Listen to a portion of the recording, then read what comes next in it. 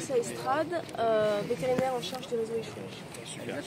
Alors, qu'est-ce qui est décidé là, à l'heure où on parle? Il est à un peu moins de 9h. Hein. Alors là, il est décidé de le sangler pour le ramener au large, pour lui donner le plus de chances possible, en sachant que les chances sont très minimes qu'il survive.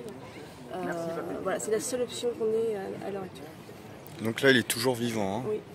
Et comment vous l'avez vérifié, ça? En fait, les personnes qui sont allées un peu faire un état des lieux de la situation ont vu qu'il respirait encore. D'accord. Il est très affaibli, non? Oui, très affaibli.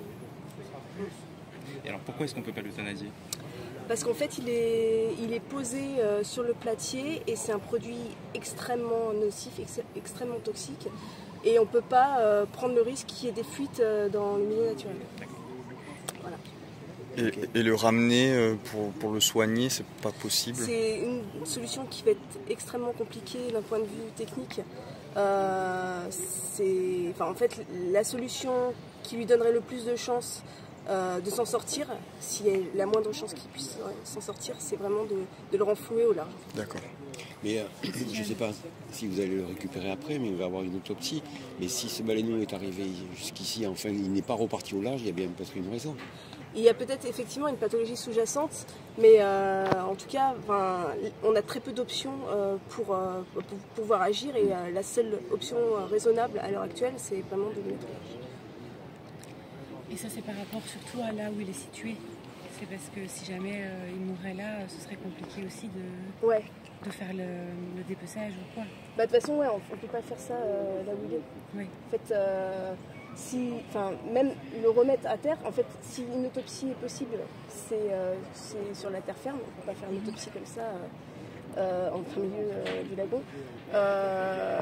Et en fait, d'un point de vue sanitaire, d'un point de vue évacuation, c'est extrêmement compliqué. C'est vraiment pas une zone qui est... c'est une zone hyper fréquentée et d'un point de vue sanitaire, c'est vraiment pas envisageable. En fait. Et si jamais il montre des signes de douleur, qu'est-ce qu'on fait là pendant la nouvelle tentative de l'aider? De toute façon, en fait, là, l'idée, c'est vraiment de le soulager de son poids en le posant sur une planche et le tracter doucement vers le large. À notre niveau, on ne peut pas faire mieux, en fait. Est-ce qu'il n'a pas été attaqué par les requins? Par les requins, a priori, non. A priori, il n'a pas de blessure de requin. Merci beaucoup. Hop, pardon, excuse-moi. Vas-y. Ouais, c'est mieux.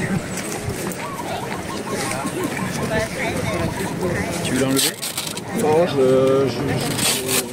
L'utiliser pour attacher? Alors c'est ça.